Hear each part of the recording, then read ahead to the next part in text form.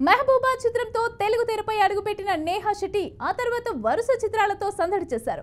ఆమె నటించిన లేటెస్ట్ చిత్రం గ్యాంగ్స్ ఆఫ్ గోదావరి. విశ్వక్ సేన్ హీరోగా నటించగా కృష్ణ చైతన్య దర్శకత్వం వహించారు.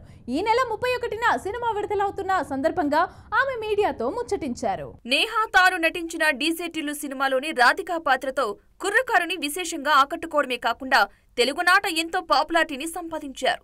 ఆ సినిమాకు సీక్వెల్ గా వచ్చిన సూపర్ హిట్ అయిన టిల్లు స్క్వేర్ లోను కాసేపు తళుక్కుమన్నారు. ఇక గ్యాంగ్ ఆఫ్ గోదావరి సినిమాలో తన పాత్ర పేరు బుజ్జి అని, మాటల కంటే కళ్లతోనే భావాలను పలికించే పాత్రని వివరించారు. ఇందులో ధనవంతుల కుటుంబానికి చెందిన పల్లెటూరి అమ్మాయిగా తాను కనిపిస్తానన్నారు. ఈ సినిమాలో కీలకమైన పాత్రల్లో బుజ్జి పాత్ర కూడా ఒకటి. ఈ సినిమా మొత్తం రత్నమాల బుజ్జి పాత్రల చుట్టూ తిరుగుతుంది.